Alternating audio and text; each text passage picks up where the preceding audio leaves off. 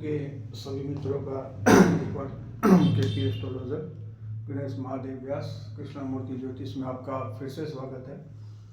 कृष्णमूर्ति ज्योतिष में सबसे पहला नियम ये दिया गया कि ग्रह अपने नक्षत्र स्वामी का कार्य करता है, लेकिन कई बार स्थितियां ऐसी आती है जब ग्रह के अपने पास पावर होता है तो सबसे पहले वो अपना ही कार्य करता है, जिसे हम उस प्लेनेट का अनटेनेंटेड हो जाना।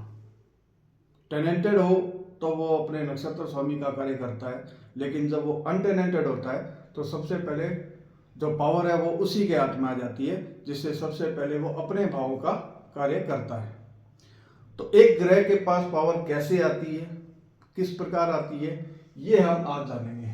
जैसे सबसे पहले क्या आएगा, ग्रह अनटेनेंटेड कब होता है? ग्रह अनटेनेंटेड तब होता है सबसे पहले एक नंबर पर हम जानेंगे कि ग्रह अनटेनेंटेड कब होता है, जब वह स्वयं के नक्षत्र में हो।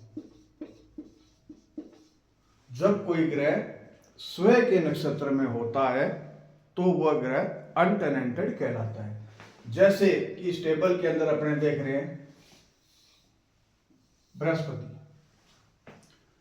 बृहस्पति अपने ही नक्षत्र में है, इसलिए यहां बृहस्पति क्या हो गया, अनटेनेंटेड हो गया। तो ग्रह और नक्षत्र स्वामी, अब ग्रह कौन सा है, बृहस्पति है। बृहस्पति जो है वो स्वयं के नक्षत्र में ही है, नक्षत्र स्वामी उसका बृहस्पति है। तो जब ग्रह अपने ही नक्षत्र में होता है तो वह अनटेनेंटेड कहलाता है।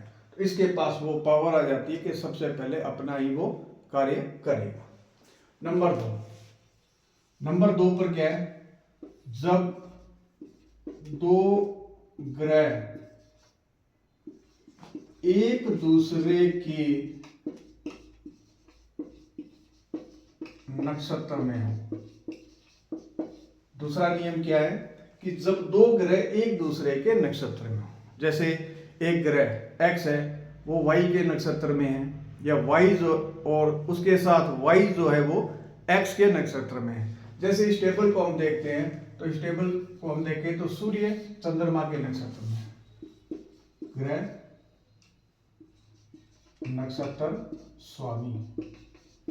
अब सूर्य जो है उसका नक्षत्र स्वामी कौन बना, चंद्रमा।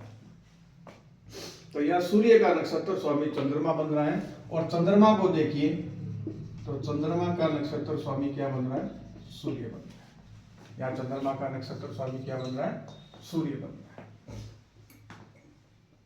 ये दूसरा नियम है, जब दो ग्रह एक दूसरे के नक्षत्र में। तो यहाँ सूर्य चंद्रमा के नक्षत्र में है और चंद्रमा सूर्य के नक्षत्र में है। पहला नियम क्या था, जब ग्रह अपने ही नक्षत्र में हो, जब वह स्वयं के नक्षत्र में। तो यहाँ बृहस्पति अपने ही नक्षत्र में था, इसलिए वो अनटेनेंटेड हो गया। दूसरा क्या है, जब दो ग्रह एक दूसरे के नक्षत्र में हो, सूर्य चंद्रमा के नक्षत्र में और चंद्रमा सूर्य के नक्षत्र में, तो ये भी अनटेनेंटेड प्लैनेट हो गए। तीसरा क्या है, जब कोई ग्रह नक्षत्र स्वामी नहीं बनता है।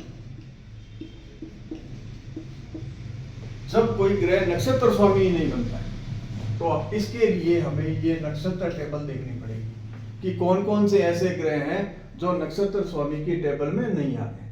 तो इस टेबल में अगर हम देखें, सुबह से शुरू करें तो केतु आ रहा है, शुक्र नहीं आ रहा।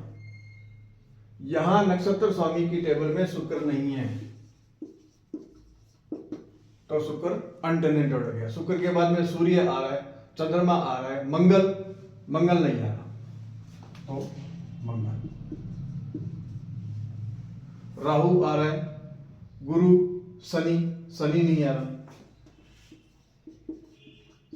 रहा, और उसके बाद में बुध भी नहीं आ रहा। तो जो ग्रह किसी भी प्लेनेट का नक्षत्र स्वामी नहीं बनता है, यानी वो नक्षत्र स्वामी की टेबल में नहीं आ रहा है, तो वो अनटेनेंटेड कहलाएगा।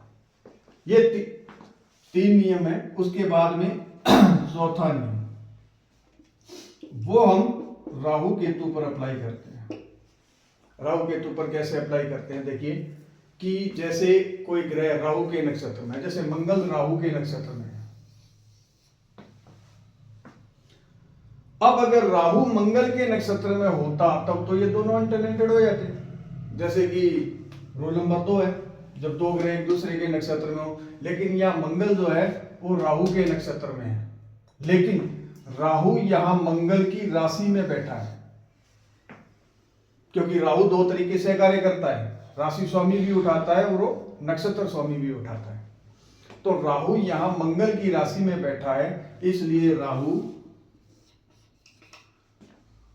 राहु मंगल की तरह कार्य करेगा, इसलिए यहां मंगल जो है वो अनटेनेंटेड हो जाएगा। मंगल यहां अनटेनेंटेड हो जाता है। तो इस प्रकार ये 4 नियम होते हैं कि ग्रह कब अनटेनेंटेड होता है, और जब ग्रह अनटेनेंटेड होता है तो सबसे पहले वो अपना कार्य करता है, नक्षत्र स्वामी का वो बाद में कार्य करता है। लेकिन ग्रह जब टेनेंटेड हो तो उस ग्रह का कार्य उसका नक्षत्र स्वामी करता है। तो इस रूल को दोबारा देखिए, जब ग्रह स्वयं के नक्षत्र में हो, जैसे यहां बृहस्पति स्वयं के नक्षत्र में था, तो वह अनटेनेंटेड हो जाता है। जब दो ग्रह एक दूसरे के नक्षत्र में हो, जैसे सूर्य यहां चंद्रमा के नक्षत्र में है, चंद्रमा यहां सूर्य के नक्षत्र में, तो यह अनटेनेंटेड हो जाएगा। जब कोई ग्रह नक्षत्र स्वामी नहीं बनता है, इस पूरी टेबल को देखिए कौन कौन से ग्रह नक्षत्र स्वामी के रूप में नहीं आ रहे हैं, मतलब कौन कौन से ग्रह इस नक्षत्र स्वामी की टेबल के अंदर नहीं आ रहे हैं, तो वो ग्रह जो है वो अनटेनेंटेड हो जाते हैं। और चौथा नियम है राहु केतु पर अप्लाई होता है, इसलिए कि जब कोई ग्रह राहु या केतु के नक्षत्र में हो, जब कोई ग्रह राहु या केतु के नक्षत्र में हो, तो अगर उस राहु या केतु उस ग्रह की राशि में आ जाए, जैसे मंगल राहु के नक्षत्र में था और राहु जो है वो मंगल की राशि में आ चुका है, मेष राशि में, तो इसलिए यहां मंगल अनटेनेंटेड हो जाएगा। तो ये 4 महत्वपूर्ण नियम है।